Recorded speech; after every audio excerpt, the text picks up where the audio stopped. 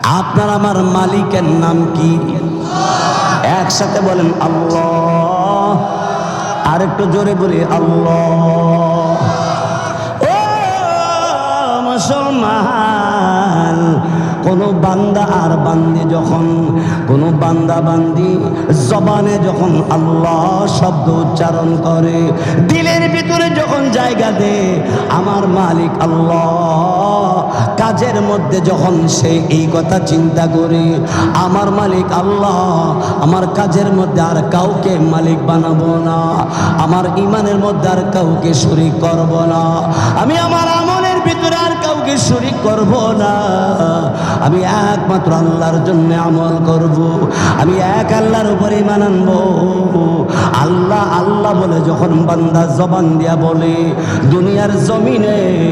আল্লামা ইমাম রাজি রহমাতুল্লাহি আলাইহি তিনি লেখেন, ওই বান্দা বান্দি যখন জবানে আর অন্তরের মধ্যে আল্লাহ শব্দ জায়গা দিয়া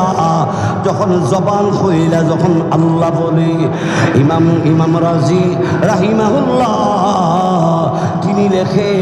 এখন তখন এই অবস্থা হইয়া যায়, দুনিয়ার জমিনে আল্লাহর বান্দা যখন আল্লাহ বলে ডাক মারে, তার জবান দুনিয়ার জমিনের মধ্যে যখন আল্লাহ শব্দটা উচ্চারণ হয়, এই যাইতে প্রথম আসমান পার হইয়া দ্বিতীয় আসমানে চলে যায়, দ্বিতীয় আসমান পার হইয়া তৃতীয় আসমান পার হইয়া চতুর্থ আসমান পার হইয়া পঞ্চম আসমান, ষষ্ঠ আসমান, সপ্তম আসমান, আর আজিম পর্যন্ত বান্দার ডাকের আওয়াজ আল্লাহর দরবারে পৌঁছা যায়। আল্লাহ রাব্বুল আলামিন তখন ওই বান্দা যখন আল্লাহ আল্লাহ গভীর রজনীতে কোনো পুরুষ অথবা কোনো মহিলা আল্লাহ আল্লাহ বলতে যখন আরম্ভ করি, অথবা নামাজের শেষে যখন আস্তাগফিরুল্লাহ লা ইলাহা ইল্লাল্লাহ এইভাবে যখন বান্দা উচ্চারণ করতে আরম্ভ করি, আল্লাহ রাব্বুল আলামিন বান্দার জবানের সাথে মিলাইয়া